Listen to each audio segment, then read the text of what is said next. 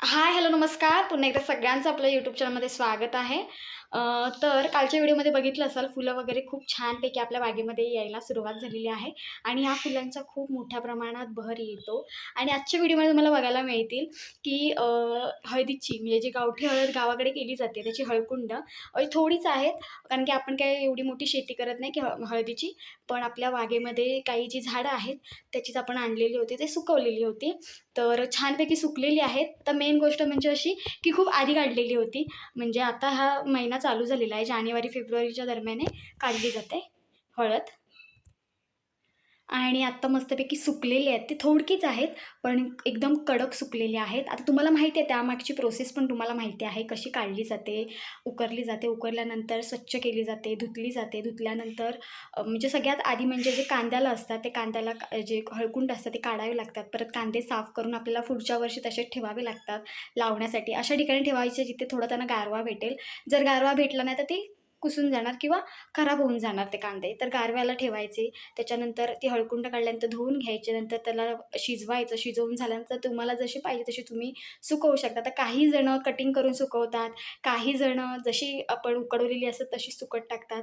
जशी पाहिजे तशी तुम्ही करू शकता. तर थोडकीच आहे पण मस्त झालेत एकदम खटखटीत एकदम. आणि काही दिवसांनी आपण टाकू. चक्की वगैरे आहे आपल्याकडे किंवा घरात तरी आपण ठेचली तरी त्याची पावडर होईल. आता जेव्हा आपण काढतो ना जमिनीतून तेव्हा खूप वाटते आपल्याला. पण जेव्हा आपण ती सुकवून झाल्यानंतर आपण त्याच्याकडे बघतो तेव्हा ती खूप कमी होते. कारण की तसंच आहे, सुकल्यानंतर पूर्ण कमी होऊन जातं त्याचं वजन वगैरे. आणि मेन म्हणजे गावठी आहे आणि तिला बाजारातसुद्धा चांगला भावसुद्धा आहे गावठी हळदीचा. आता आमच्या या साईडला वगैरे गुहागर साईडला वगैरे हळद मोठ्या प्रमाणात करतात. घराजवळ शेत असेल किंवा जी काही जमीन असेल त्याच्यामध्ये म्हणजे ही हळदीचं आहे उत्पन्न ते घेतलं जातं. तर अशा पद्धतीने हळदीचे खूप सारे फायदे आहेत. आता बाजारात जी हळद मिळते तिला तसं बघायला गेलं त्याच्यावरती खूप साऱ्या प्रक्रिया केल्या जातात. खूप सारे दुसरी गोष्ट म्हणजे ती खरी की म्हणजे थोडक्यात काय तर आता आपली जी गावठी हळद आहे, ती तसं बघायला गेलं तर आपण त्याच्यावरती काहीच फवारणी करत नाही किंवा काहीच करत नाही. डायरेक्ट आपण काढतो, शिजवतो, सुकवतो आणि डायरेक्ट चक्कीमध्ये घेऊन जातो. पण त्याच्यावरती खूप साऱ्या प्रक्रिया होतात. आता तसं बघायला गेलं तर गावठी हळदीचा वास प्रचंड सुटतो. जर तुम्ही दळून आणलीत ना, तर घरात जरी ठेवलत तरी त्याचा जो वास आहे तो म्हणजे सगळीकडे वास दरवळतो. कारण गावठी हळद असतेच तशी, कारण की एकदम ऑर्गॅनिक अशी. तर ही बघा हळकुंड एवढी-एवढी आहेत. तुम्हाला दाखवते मी. ही बघा सुकवून आता एवढी-एवढी झालेली आहेत. जेव्हा काढतो तेव्हा खूप मोठी असतात, पण सुकल्यानंतर बघा केवढीशी दिसतात. सो व्हिडिओ जर आवडला तर नक्की लाईक करा, शेअर करा आणि सबस्क्राईब करायला तर अजिबात विसरू नका. दाखवते नीट.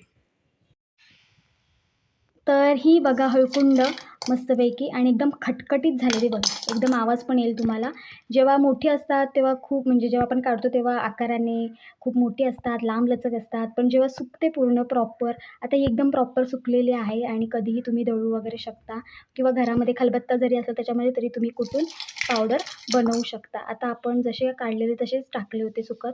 कारण की काय आहे, दुसरी गोष्ट म्हणजे अशी की एवढी काही जास्ती हळद नाही, कमी आहे. त्याच्यामुळे आपण अशी टाकलेली पत्र्यावरती चांगली सुकली आहे. आता मेन म्हणजे जशी तुम्हाला पाहिजे तशी तुम्ही करू पण शकता. आता काही जण ह्याचं शिजवून झाल्यानंतर चेचतात आणि टाकतात. तर चेचून पण तुम्ही टाकू शकता. त्याचा फायदा असा आहे की पटकन सुकते सुद्धा. आणि जसं आता ह्याला खूप महिने 1-2 महिने या पत्र्यावरती सुकत होती. तर आता ही बघा एकदम कडकडीत झालेली आहे. हे बघा आणि कलर बघा एकदम येलो तुम्हाला बघायला मिळेल आणि वास पण सुटला बघा लगेच कसा. तर अशा पद्धतीने ही आमची कमी का होईना, पण एवढी हळद आहे. तर असे हळकुंड होतात हे बघा. आता ह्याच्यावरची सालं आहेत, ही सालं काढली जातात आणि नंतरच आपण ही दळायला वगैरे देतो. तर आपण 1 वर्ष याला झाली खूप वर्ष. 1 वर्ष आपण रानामध्ये हळदीचं पीक घेतलेलं आहे. बऱ्यापैकी हळद आपल्याकडे झाली होती रानामध्ये. त्याच्यानंतर आम्ही 1-2दा अजून एकदा पीक घेतलेलं. पण कसं असतं, एकदा पीक आपण 1-2दा घेतल्यानंतर ना, म्हणजे दुसरं करण्याची एक ओढ असते. त्याच्यामुळे आपण 1-2दा ही हळदीचं पीक घेऊन झालेलं आहे आपलं. तर आता आपल्याकडे काही कुळीथ आहे, भात शेती वगैरे आहे. तर अशी पण एक पद्धत आहे. हे बघा एकदम कडक आहेत, एकदम प्रॉपर सुकले आहेत हे बघा. तर अशा पद्धतीने ही हळकुंड बघा मस्तपैकी. आता सीझन आहे. ह्या सीझनमध्ये ना खूप सारे जिथे-जिथे आपण लावलेले वगैरे असतात ना, तुम्ही बघू शकता. आता खूप सारे व्हिडिओज तुमच्या YouTubeला वगैरे तुम्ही बघू शकता, की ज्यांनी हळद वगैरे लावले त्यांचे जास्ती व्हिडिओ येतात. तर ह्या दिवसांमध्ये हळद काढणी असते. हळद काढली जाते. त्याच्यानंतर त्याची जी काही प्रक्रिया असते पुढची ती केली जाते. जूनमध्ये पावसाळ्यात वगैरे आपण लावतो. मेन म्हणजे मेच्या एंडिंगला किंवा जूनमध्येच त्याला कोंब आलेले असतात कांद्याला. तर ते कांदे आपण जून महिन्यामध्ये वगैरे लावतो आणि पुढचे एक 6-7 महिने आपण मग तसे बघायला गेलं तर आपण काढतो. आता या दिवसांमध्ये वगैरे काही जर जर तुम्ही उशिरा लावली असाल तर ती उशिरा तयार होणार. म्हणजे एक आता जानेवारी आहे ना, तर फेब्रुवारी मार्चच्या दरम्यान पण होईल. जसं तुम्ही लावलं असेल त्यानुसार ते तयार होणार. तर ही आपली एवढीच आहे बघा मस्तपैकी. आणि आपल्या बागेमध्ये जी आहे, जी बागेत काजूच्या बागेत लावलेली हळद, तर आपल्याला दरवर्षी पानं भेटावी यासाठी आपण ती लावलेली आहेत. कारण की पानांपासून पातोळी बनवतो. गणपतीमध्ये आपल्याला मोदक बनवण्यासाठी खाली आपण केळीची पानं टाकतो. पण ती जर तुम्ही हळदीची टाकलीत तर एक स्वाद पण छान येतो मोदकांना, चव पण एक छान लागते. गावठी हळदीची पानं तर आपण त्यासाठी ठेवलेली आहेत. पण हे काढलेले होते त्याच्यामुळे भेटले एवढे. सगळी नाही काढलेली, जेवढी होती घरी आणलेली होती ती सगळी सुकट टाकलेली पत्र्यावरती आणि एवढी भेटली. सो आता वास खूप सुटला आहे, खूप म्हणजे खूप सुटला आहे. तर चला, व्हिडिओ जर आवडला तर नक्की लाईक करा, शेअर करा आणि सबस्क्राईब करायला अजिबात विसरू नका. जेव्हा काढतो तेव्हा ही पूर्ण भरलेली वाटतं, म्हणजे भरलेली. आता हे तसं बघायला गेलं तर एकदम कमी आहे. असंच असतं, जेव्हा आपण काढतो तर तुम्ही एक घमेलभर जरी काढलीत ना ओली, तुम्हाला जर एक घमेल ओली मिळाली तर त्याच्या अर्ध्या पण नाही होत. म्हणजे खूप कमी पाव सुकून ते एकदम पाव होते आणि पावडर करून तर त्याच्याहून फार कमी होते असं आहे.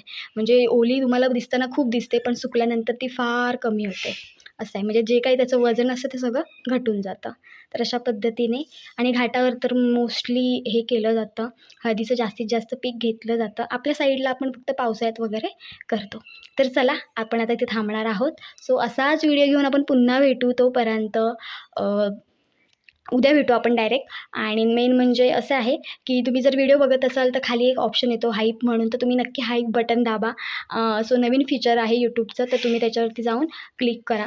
सो चला, थांबते आता इथेच. असाच व्हिडिओ घेऊन पुन्हा भेटू. तोपर्यंत बाय बाय.